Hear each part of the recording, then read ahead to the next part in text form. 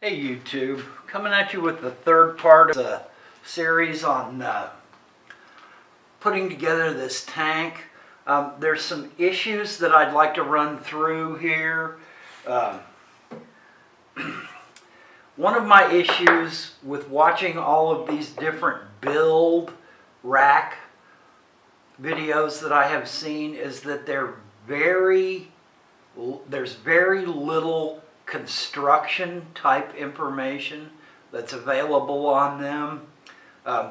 One of the things that I feel really strongly about, I see a lot of people using deck screws, and while if you overload deck screws, they are going to function in the sense of making a rack that is strong enough to hold the tank. But I really feel like that you need to use stainless steel screws in any kind of build issue that's going to require weight to be held. I strongly suggest that you use stainless steel screws. Now they're more expensive. I spent about 15 bucks on a box that's got like 100 of them in it.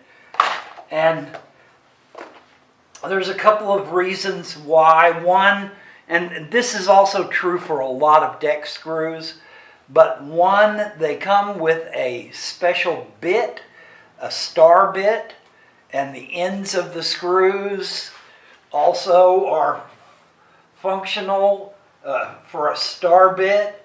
It's a much better way to drive a screw into a board than a regular Phillips head deck screw like this. The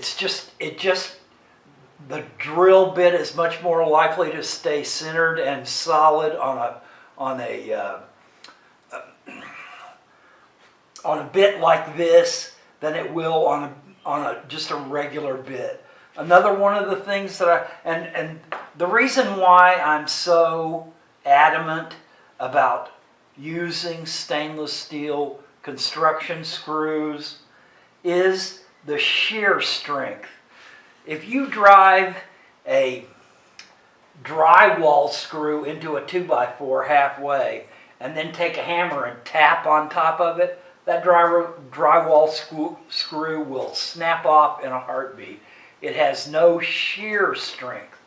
And you are going to be using a 2x4 to carry the weight of a large fish tank.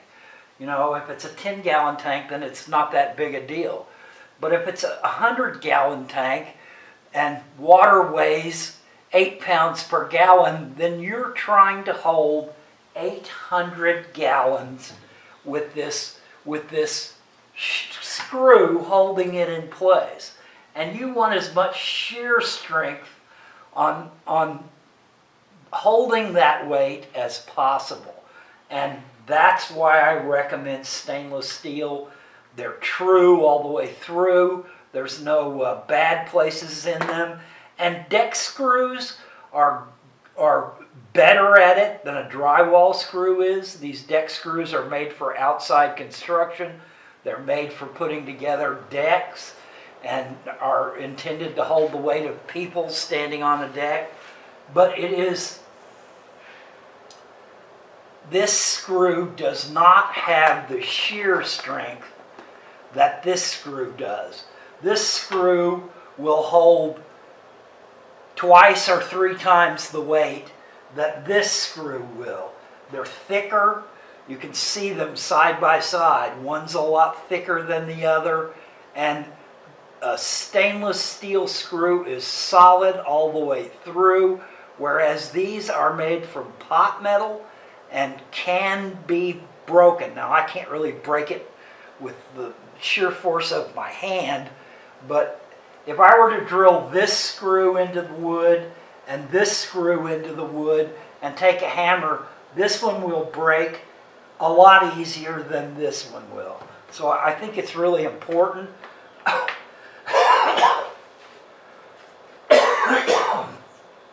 This is one of those things that is If you work in construction, you know these things. If you deal with construction every day, you know these things.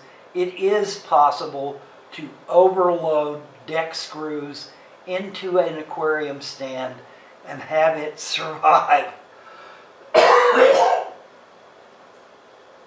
But if we're trying to build something that is designed to hold a great deal of weight, 400-500 pounds, we want something that is going to steadily hold that regardless of the vagaries of the pot metal that's being used to make deck screws. And a stainless steel screw will outperform a deck screw 10 to 1, and a deck screw will outperform a drywall screw 10 to 1.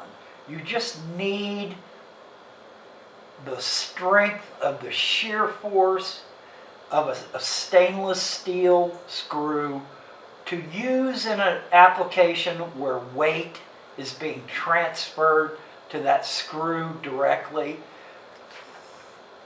And these are the kinds of things that you learn in the construction trades. They're the kinds of things that people that build houses and do a lot of construction work understand intrinsically just because they've dealt with it over and over and over again. And it doesn't transfer very well on most videos I have seen about building these racks that are designed to hold a great deal of weight. You know, that 55 gallons is going to put 400 pounds pressure on the top of this 2x4, and the only thing holding that 2x4 up, actually, unless you've braced it underneath, which I will do in this build, is the shear strength of this stainless steel screw. And another thing, most videos that I have watched simply show them drilling the screw straight through the board into the other board. Occasionally you will see them take a drill bit and pre-drill a hole before the screw goes through the wood. The structure of these 2x4s is what the weight is resting on. And as long as the 2x4 is solid and in one piece, then you're going to end up with as much structural strength as the 2x4 can offer. But when you start splitting this 2x4, when you start putting natural cracks in the 2x4, you're inserting a screw into the grain of the wood, and it's expanding that grain. And the natural crack place for a piece of wood is inside that grain. It will split if it is separated enough, and it will cause the structural integrity of the board to be less because suddenly there's sag room where that board has split. And there's several ways that we can go about not splitting the 2x4s that we are using for construction. Most of the time you're going to be drilling at the end and putting the screws at the end of a board where it is weakest because it's close to the end of the board itself. So it behooves you to drill a hole through the board first. Smaller than the screw threads are, but through the board first, so that you're not going to split that wood. You're literally going to go through a hole that's already in the board. Now this doesn't mean that it won't split. It can still split. But you're less likely to split this 2x4 by pre-drilling a hole in it. And also, even the people that manage to drill holes before they set their screws, just take their screw and run it in that hole. Every one of these screws has a tapered top to it. It is wider at the top than it is on the the body of the screw itself. And it tapers up to that width of the top. It is true that even undrilled, you can drive a deck screw into the wood itself deep enough to go past the edge of the head if you put enough force behind it, if you force it to go in. But you are once again causing the wood to try to split on its grain. And the other thing besides drilling a pilot hole that we can do is use a chamfer pilot hole bit like this. It's not going to really focus very well. This has a chamfer device on a bit that tapers to the top. Now the full width of this bit is not wider than the threads of the screw are. It's just not going to focus very well.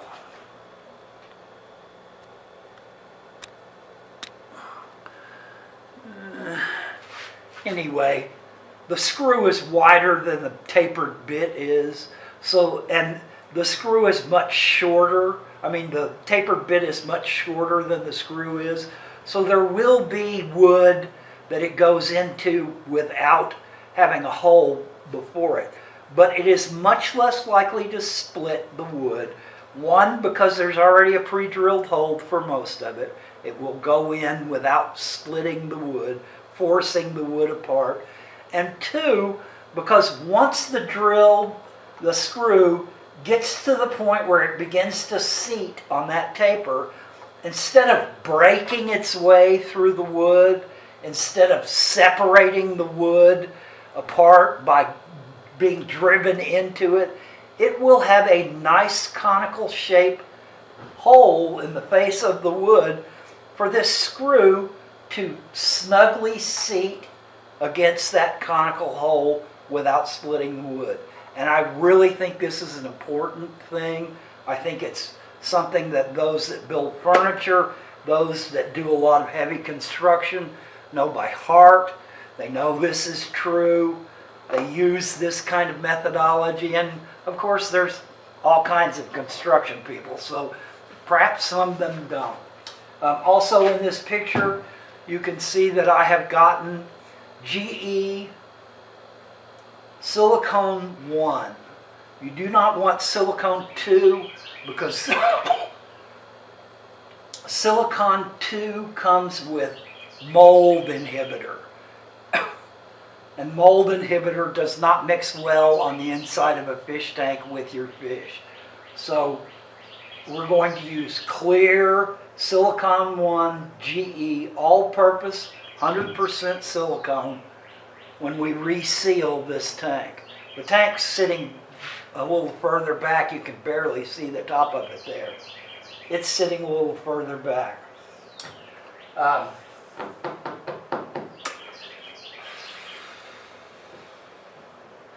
The other thing that I really wanted to cover on this video, and this is me trying to pass on construction knowledge to the people that are weekend warriors that are suddenly trying to build themselves a tank stand.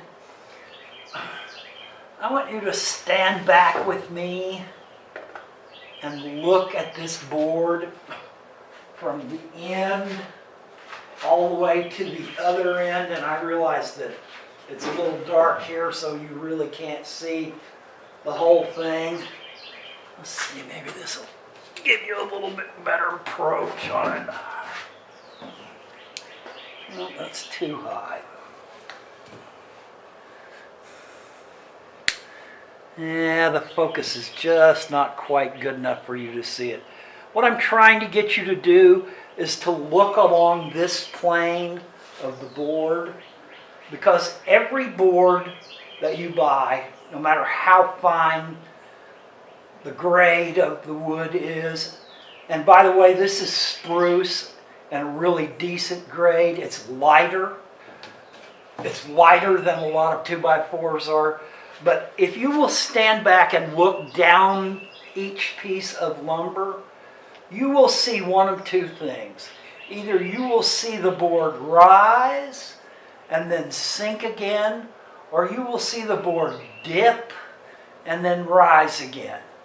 And that is how you find the crown of a piece of lumber. And in every instance where you are trying to hold weight, you want to make sure that the crown is always up. Now, the better piece of lumber you buy, the less likely it is to have a really big crown, the less likely it is to be waving at you. You wave it in and it waves at you because it's so wavy. The board is so bad that it's waves all over the place.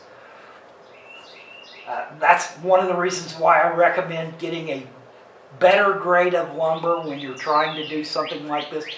You're going to put the same amount of work and effort into building this rack, building this piece of furniture, basically, as you will if you buy cheap material or if you buy decent material that's going to give you a good outcome. So my advice, and I know some people can't afford to do that, and in those instances, you're perfectly capable of standing in the 8-foot 2x4 bin and picking through them until you find ones that aren't all split or knotted or wave like a snake or have such huge crowns in them that you can't make use of them. You can do that. Don't get me wrong. It is possible. But I am telling you that from my experience, you're going to put the same amount of effort into this build, whether you're using cheap materials or whether you're using decent materials. And it is my belief, my advice that I am giving you, that you are always going to be better off spending a little more money at the outset on your materials, i.e. buying stainless steel screws instead of buying deck screws or drywall screws and trying to get by with those. You can get by with them, but you will always come out better for your amount of effort invested into a project if you spend a little more for good material up front. Now, this spruce is lighter than a lot of 2x4s are. It is less dense, but it still has nearly the same capability of supporting weight, and it is much lighter. And that is an issue for me. If I build this rack and it weighs 180 pounds, I don't know if I can get it in the house by myself. So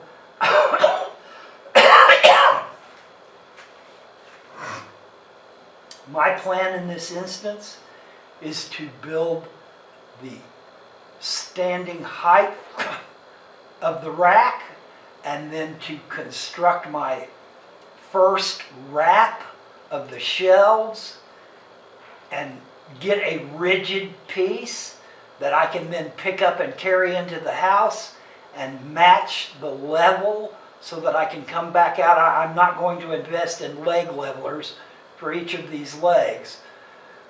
For one reason, they're expensive as all get out, and for another reason, I have a very narrow form for a 55-gallon tank. It is very narrow. It's not a low, wide tank. It is a tall, narrow tank. And if I build a rack that matches the measurements of that tank exactly, and build it 61 inches high and put weight on the top shelf 61 inches off the ground, then I am going to end up with a rack that is very narrow and can tip very easily. I want as wide a foot as I can possibly make on the bottom of this rack so it will not tip over on me with all the weight of fish tanks on the second shelf and fish tanks on the third shelf. I want something that is sturdy and will not tip over easily. And for that reason, I am going to make my legs